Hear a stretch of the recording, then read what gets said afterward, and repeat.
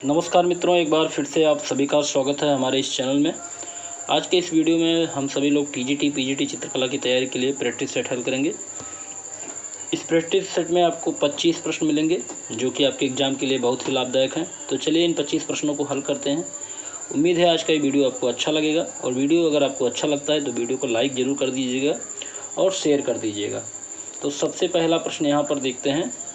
यहाँ पूछा गया है, कियोस्क क्या है? ऑप्शन है विज्ञापन माध्यम है, व्यापारिक चिन्ह है, मुख्य शीर्षक है या विज्ञापन योजना है।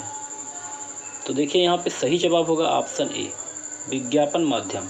तो कियोस्क क्या है? विज्ञापन माध्यम है। अगला प्रश्न है प्रश्न नंबर 2। भारत में रेडियो पर विज्ञापन प्रसारित होना कब से प्रारंभ हुआ? भारत में रेडियो पर विज्ञापन कब से प्रसारित हुआ? ऑप्शन है 1907, 1967, 1970 या 1980। तो सही जवाब यहाँ पे होगा ऑप्शन बी, 1967 ईस्वी से भारत में रेडियो पर विज्ञापन प्रसारित होने लगा। अगला प्रश्न है प्रश्न नंबर 3। आकांक्षा का भाव प्रदर्शित करती है। आकांक्षा का भाव कौन सी रेखा प्रदर्शित करती है? कर्णवत रेखाएं, लंबवत रेखाएं, क्षैतिज रेखाएं या कोणीय रेखाएं। तो आकांक्षा का भाव क्या प्रदर्शित करती है? कौन सी रेखा?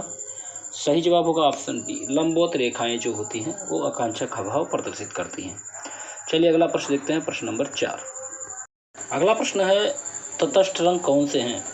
काला, सफ़ेद, ग्रे, उपयुक्त तीनों। पूछा गया तटस्थ रंग कौन से हैं? सही जवाब यहाँ पे होगा ऑप्शन डी, उपयुक्त तीनों, अर्थात काला, सफ़ेद और ग्रे तीनों को तटस्थ रंग के श्रेणी में रखा जाता है। प्रश्न नंबर 5 देखते हैं। वर्ण चक्र में स्थित आमने सामने के रंग क्या कहलाते हैं? ऑप्शन है समीपस्थ वर्ण, विरोधी वर्ण, एकाकी वर्ण या इनमें से कोई नहीं। सही जवाब ऑप्शन बी होगा, विरोधी वर्ण। अगला प्रश्न देखते हैं, प्रश्न नंबर 6। जो आकृति निश्चित सीमाओं में संगठित होकर चित्र में प्रमुख भूमिका निभाती है उसको क्या कहते हैं? ऑप्शन है श्रेष्ठ आकृति, दूसरा ऑप्शन है सक्रिय आकृति, तीसरा ऑप्शन है ज्यामितीय आकृति और चौथा ऑप्शन है इनमें से कोई नहीं।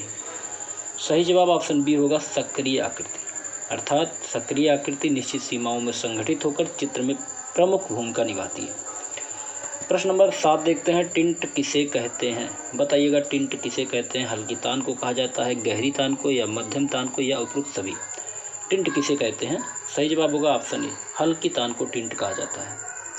चलिए अगला प्रश्न है प्रश्न नंबर 108। पोत क्या अनुभव कराते हैं? ऑप्शन है चित्र ज्ञान, स्पर्श ज्ञान, अनुभूति या उपयुक्त सभी। सही जवाब ऑप्शन बी होगा, स्पर्श ज्ञान। पोत क्या अनुभव कराते हैं? स्पर्श ज्ञान अनुभव कराते हैं। अगला प्रश्न है प्रश्न नंबर 109। अंतराल क्या होता है? ऑप्शन है धरातल, कलाकार का कार्य क्षेत्र, आकृति में अंतर, इनमें से कोई नहीं। तो सही जवाब यहाँ पे होगा ऑप्शन बी, कलाकार का कार्य क्षेत्र अंतराल कहलाता है। तो कलाकार का कार्य क्षेत्र जो है वो अंतराल कहलाता है। अगला प्रश्न है, कर्णवत रेखाएं किस प्रकार के भाव उत्पन्न करती है? आप बताइएगा, कर्णवत रेखाएं किस प्रकार के भाव को उत्पन्न करती हैं? ऑप्शन है निष्क्रियता, महत्वाकांक्षा, बेचैनी या शिथिलता। सही जवाब यहाँ पे होगा ऑप्शन सी, बेचैनी। कर्णवत रेखाएं जो हों वो बेचैनी के भाव को प्रदर्शित करती हैं। अगला प्रश्न देखते हैं, प्रश्न नंबर 11। वर्ण की उत्पत्ति किससे होती है? वर्ण की उत्पत्ति किससे होती है? ऑप्शन है सूर्य से, दृष्टि से, प्रकाश से या प्रकाश परावर्तन से। सही जवाब ऑप्शन सी होगा, प्रकाश से। तो वर्ण की रंगों की उत्पत्ति या वर्ण की उत्पत्ति प्रकाश से मानी जाती है। ऑप्शन सी यहाँ पे सही होगा। अगला प्रश्न है, प्रकाश के 7 रंगों का सही क्रम क्या है? प्रकाश के 7 रंगों का क्रम कौन सा सही विकल्प है? 4 विकल्प दिया गया है, तो बताइएगा प्रकाश के 7 रंगतों का सही क्रम क्या है? तो सही जवाब जान लेते हैं, ऑप्शन डी, विग्योर, VIBGYOR। यहाँ पर यही आपका विकल्प डी सही है। अगला प्रश्न है प्रश्न नंबर 13। अबाध गति से बिंदुओं को अंकित करने से प्रदर्शित क्या होती है? ऑप्शन है लय, गति, रेखा या आकृति। सही जवाब होगा ऑप्शन सी, रेखा। अबाध गति से बिंदुओं को अंकित करने से प्रदर्शित होती है रेखा। अगला प्रश्न है, एक पुंजीय रेखाएं क्या भाव प्रदर्शित करती हैं? आघात का, प्रसार का, व्याकुलता का या नाटकीयता का। तो एक पुंजीय रेखाएं जो प्रकट करती हैं वो प्रसार भाव का को प्रकट करती हैं। ऑप्शन बी यहाँ पे सही होगा।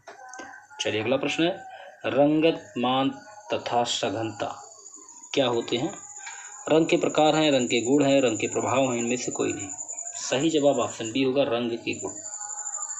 अगला प्रश्न है, लयपूर्ण गति को व्यक्त क्या करती हैं? टेढ़ी मेढ़ी रेखाएं, कुंडलित रेखाएं, लंबवत रेखाएं या तिरछी रेखाएं। सही जवाब ऑप्शन बी होगा, कुंडलित रेखाएं। अगला प्रश्न है प्रश्न नंबर 117, एथेस्टिक शब्द किस भाषा से लिया गया है? यूनानी, अंग्रेजी, जर्मनी, इनमें से कोई नहीं। सही जवाब ऑप्शन ए होगा, यूनानी। चलिए अगला प्रश्न है प्रश्न नंबर 118। यहाँ पूछा गया है, प्राचीन समय में कला के लिए किस शब्द का प्रयोग हुआ है या होता है था? शिल्प, कला, कारकुशलता, उपयुक्त सभी। तो प्राचीन समय में कला के लिए शिल्प शब्द का प्रयोग किया जाता था। अगला प्रश्न है, कला प्रभाव की अभिव्यक्ति है, कला भाव की अभिव्यक्ति। यह कथन किसका है? क्रोचे का है, हीगल का है, अरस्तू का या रस्किन का है? सही जवाब ऑप्शन ए होगा, क्रोचे। क्रोचे ने कहा है कला प्रभाव की अभिव्यक्ति है। अगला प्रश्न देखते हैं प्रश्न नंबर 120, कारुशिल्प क्या है? बताइएगा, कारुशिल्प क्या है? ऑप्शन है ललित कलाएं, देवशिल्प, उपयोगी कलाएं या मानव शिल्प। सही जवाब ऑप्शन सी होगा, उपयोगी कलाएं। तो कारुशिल्प क्या होती हैं? उपयोगी कलाएं कहलाती हैं। अगला प्रश्न देखते हैं प्रश्न नंबर 121, रिपब्लिक नामक पुस्तक के लेखक कौन है? आपको बताना है रिपब्लिक पुस्तक को लिखा किसने है। ऑप्शन है टॉलस्टॉय, प्लेटो, हीगल महोदय या क्रोचे। सही जवाब ऑप्शन बी होगा, प्लेटो। रिपब्लिक किसकी पुस्तक है? प्लेटो की पुस्तक है। अगला प्रश्न है, सुमेलित करना है। सुमेलित करना है तो यहाँ पे सूची 1 को सूची 2 से मिलाना है। तो चलिए मिला लेते हैं। कामसूत्र के रचयिता कौन है? वात्सायन महोदय है। इसके बाद रिपब्लिक किसने लिखा है? प्लेटो ने। ठीक है, और अगला मिलाते हैं। तो अगला है काव्यशास्त्र। तो काव्यशास्त्र के रचयिता हैं अरस्तु, और इसके बाद एथेस्टिक के रचयिता हैं बाumgarten। इस प्रकार से 3, 1, 4, 2 देख लेते हैं किस विकल्प में है। ऑप्शन सी में यहाँ है 3, 1, 4, 2 बिल्कुल सही है। अगला प्रश्न देखते हैं प्रश्न नंबर 123। यहाँ भी सुमेलित करना है, सूची 1 को सूची 2 से मिलान करना है। एक तरफ स्थान का नाम दिया गया है, एक तरफ कलाकार का नाम दिया गया है, अर्थात एक तरफ सौंदर्य शास्त्री और जो भी प्रमुख लोग हैं उनका नाम दिया गया है। अगला तो इसमें चलिए मिलान कर लेते हैं। तो बाumgarten जर्मनी के थे। ठीक, रोजर फ्राय ये फ्रांस के थे, रस्किन महोदय ब्रिटेन के थे और अरस्तु यूनान के दार्शनिक थे। तो इस प्रकार से बाumgarten को जर्मन के निवासी थे, रोजर फ्राय फ्रांस से संबंधित हैं, रस्किन महोदय ब्रिटेन के थे और अरस्तु यूनान के दार्शनिक थे। तो इस तरह से मिलान हो गया। अगला देखते हैं 124 नंबर। यहाँ भी मिलान करना है। एक तरफ सूची 1 सूची 2 दिया गया है, एक तरफ दिया गया है भारतीय शिल्प षष्टांग के रचयिता कौन है, रस सिद्धांत के रचयिता कौन है, चित्तलक्षण के रचयिता कौन है, जयमंगला के रचयिता कौन है, और एक तरफ इसके रचनाकार दिए गए हैं। तो चलिए इनको मिलान कर लेते हैं। चित्तलक्षण इसको नग्नजीत ने लिखा है, जयमंगला पंडित सुधर के द्वारा लिखा गया है, और इसके बाद भारतीय शिल्प षष्टांग अवनींद्रनाथ टैगोर और रस सिद्धांत दिया है भरतमुनि ने। इस प्रकार से इसका मिलान हम करते हैं।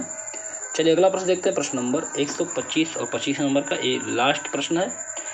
कालक्रम पर आधारित क्रम से सही चयन कीजिए, अर्थात कालक्रम के आधार पर क्रम से सही चयन करना है। कौन सबसे पहले आते हैं? तो यहाँ पे 4 विकल्पों में से सही विकल्प जान लेते हैं। ऑप्शन ए यहाँ पे सही होगा, बाumgarten पहले, फिर उसके बाद कांट, फिर हीगल महोदय, फिर इसके बाद शोपेनहावर। तो बाumgarten, कांट, हीगल और शोपेनहावर, इस तरह से कालक्रम पर आधारित एक क्रम से चयन हो गया है। तो यहाँ पे आपके 25 प्रश्न पूरे होते हैं। उम्मीद है आज का ये वीडियो आपको अच्छा लगा होगा, और अगर वीडियो आपको अच्छा लगे मित्रों तो वीडियो को लाइक कर दीजिए और शेयर कर दीजिए करें। जिससे अधिक से अधिक लोगों को फ़ायदा हो। अगर आप चैनल पर नए हो तो चैनल को सब्सक्राइब कर लीजिए। ऐसे वीडियो देखने के लिए आप इस चैनल से जुड़िए। अगले वीडियो में फिर मिलते हैं। नमस्कार।